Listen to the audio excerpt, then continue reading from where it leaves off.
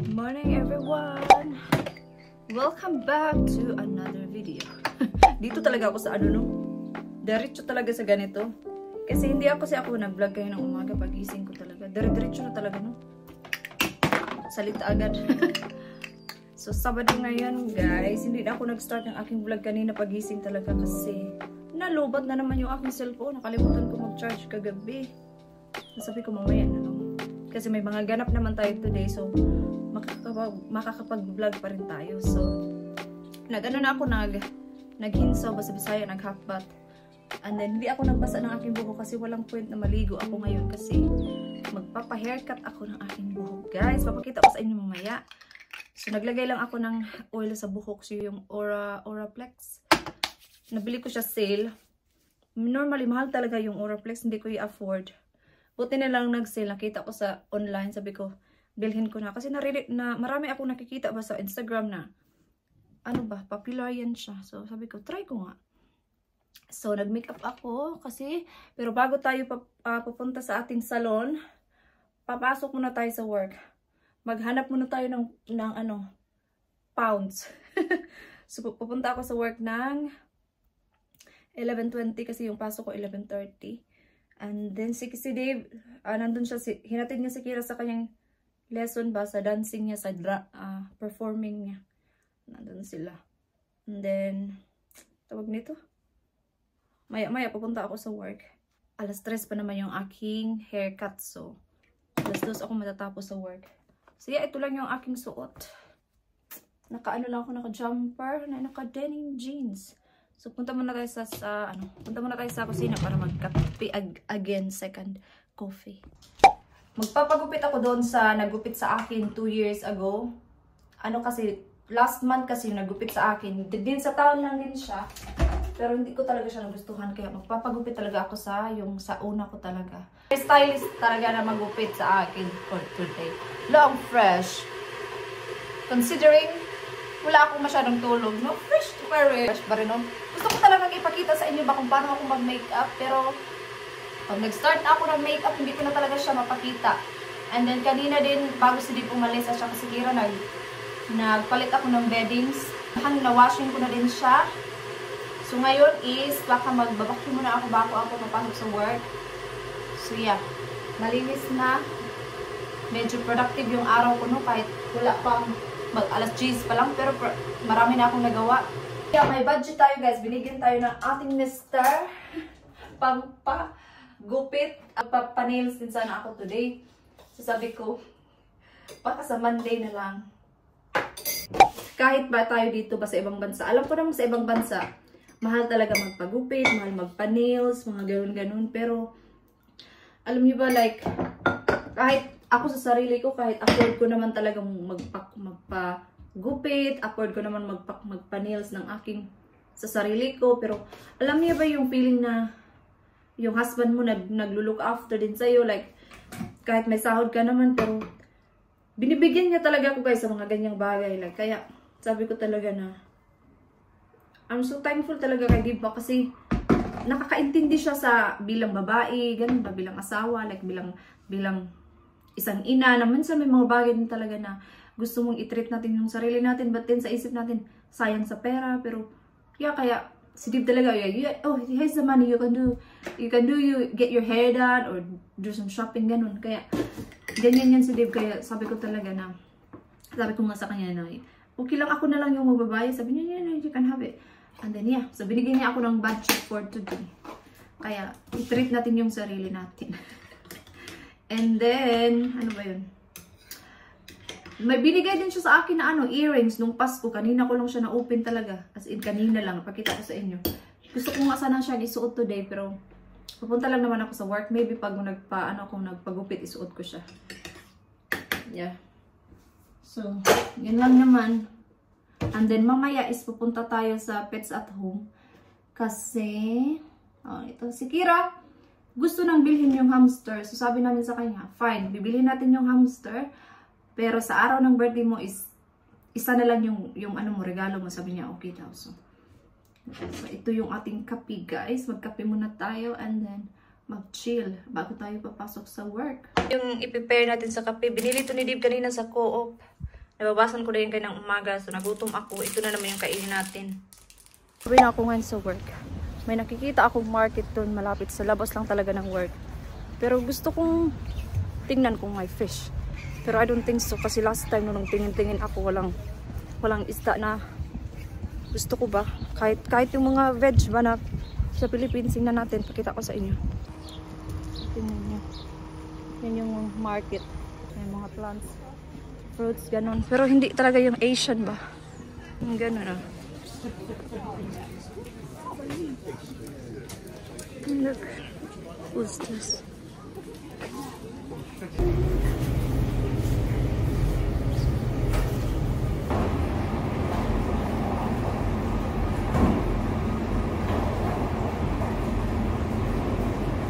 Yan yung market sa labas.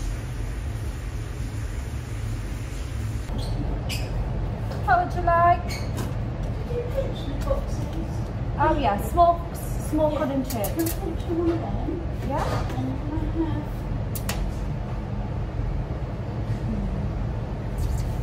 Cotton chips. No, please. So small cotton, medium cod chips. Yeah. $14.95. We're gonna have one medium cod. Yeah. Yes, please. $16.25. $16.25. Yes, please.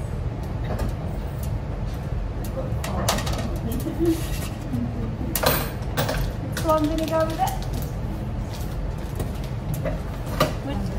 Yeah. Because before I was like, oh, I don't know how to work it out. I think I can. Quiet time kanina, busy kanina 20 minutes ago. So ngayon wala ng tao. Kita ko sa inyo yung chips. Yung chips.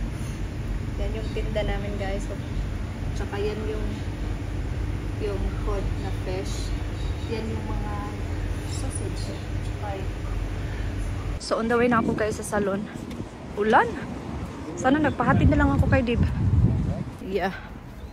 Lakad tayo. Malapit lang naman to. 5 minutes lang naman. So dyan lang din sa main road ba. Ano na lang ako mag-vlog pag nandun ako sa loob. Saan ako pupunta guys? Sa Blue Room. Yeah. Tawid tayo. So guys, katatapos lang ng aking haircut. Nakikita nyo na ba? So, pauwi na ako. So, pakita ko na lang mamaya pag nasa bahay na. Tumawag din ako kay Dib. Nandun na daw yung hamster ni Kira. Ulan pa rin. So, sabihin ko din sa inyo kung magkano yung haircut dito sa UK. And, magaling talaga yung stylist na si Melissa talaga. As in, parang doon na talaga ako. Siya na talaga yung maggupit sa akin every time. Ayoko nang magpalipat-lipat kasi nasisira lang yung buhok ko. So, how's your hamster, Kira? Adorable. Oh, yan yung hamster ni Kira. Oh, how much it did? How much it cost, Dib? Don't know. 32 quid. 32 quid for everything that you got today. Don't mean so. Hello. Mum, be quiet. Oh. But she said the normal hamsters, you know, the cage that was like, Yeah. that big, by that, that's the cage that they need. Oh. That's why we've gone for the small The one. only ones that these could, Right, the I'm only going to hamsters Boots before it closes. the only hamster that could go in here was the dwarf hamster. So I ended up getting a dwarf hamster. So, ito na yung ating haircut. Ito talaga yung buhok ko sa kanya. At as you can see for now, ngayon medyo ano pa siya kasi di ba bagong blow dry. Pero once na medyo nag-calm down na yan mamaya, hindi na yan medyo, yes. It's on, Dave. I on before I went out. So, yan na siya, guys. Di ba? Ang ganda niya. Parang fresh lang talaga pag short hair yung buhok ko ba. And napaka-low maintenance. So, sabi ko sa kanya, baka babalik ako after bago ako uwi ng Pinas para bang magpa-freshen up. And maybe gusto ko din magpakulay. We don't know. Sabi ko sa kanya, pag-isipan ko muna yung kulay. But, so far, ito talaga yung gusto kong haircut. Kasi, no, you know, kahit ano na tayo. 30s na tayo, guys. I'm on my 30s na.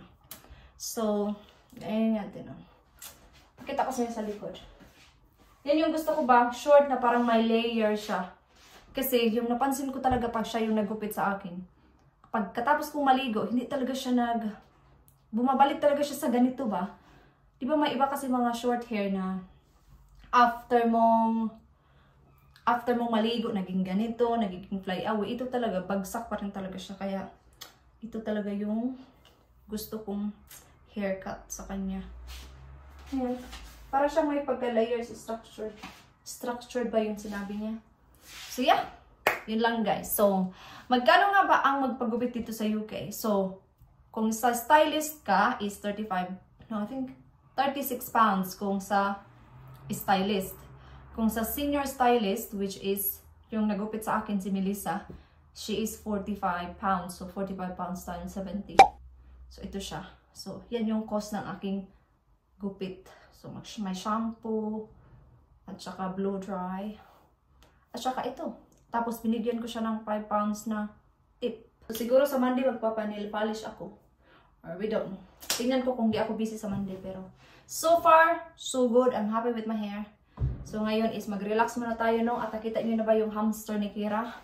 So, yeah. She's very, very happy. So, magluto na ako ng rice. Gusto sana ni Dib mag-order na lang kami. Pero sabi ko, kailangan kong magluto kasi yung masasayang yung manok ba na grocery namin last week. Kailangan ko siyang gamitin. Sayang. Magluluto lang ako ng rice. Tapos magluluto na ako ng adobo. Pero si Dib hindi yan kakain ng adobo ngayon. Kasi mayroon din kaming kailangan gamitin na sa ref. Lahat ng pwede kong gamitin sa ref, gamitin ko na kasi mag-grocery shopping kami bukas. There's a little bit of carrot a day. Yes, si Kira. I'll put some in there then. Very excited, very, very happy siya guys sa kanyang hamster. The lady said a whole carrot a day. A whole carrot a day? We can't give it like that one. Well, no, we'll have to find some small ones. Oh, Dad, can I just have this now? This Yeah, now that's is a fine small for one. now. How can I get it in this sleep? Oh, that means you're gonna use your money to buy for carrots. No, just one, two plates. I'll put it up there. So, binigyan niya ng carrots yung kanyang hamster kasi 1 carrots a day daw. So, tapos na kaming kumain kanina pa. Hindi na ako nakapag-vlog. Nag-stop kasi yung ano ko kanina, yung video. Kasi na full memory. So, ngayon is katatapos ko lang maglinis ng ano ba? Nilutuan ba kanina? So, ito yung adobo. May sobra. Kakainin ko yan bukas. At ngayon ako ay mag-hahabag na para punta na tayo sa bed. Kasi mag-relax na ako. Mag-8 pa lang. Maaga pa. So, yeah. So, dito ko na i-end yung aking video. And magkita-kita na naman tayo bukas. I-edit ko tong video na to para ma-upload ko to by Tuesday. And then may vlog ako sa Sunday. So bukas, Sunday bukas. So may vlog ako. Pumunta kami sa aking biometric. So yeah, so thank you so much guys for watching. And I hope to see you guys on my next vlog. Bye-bye!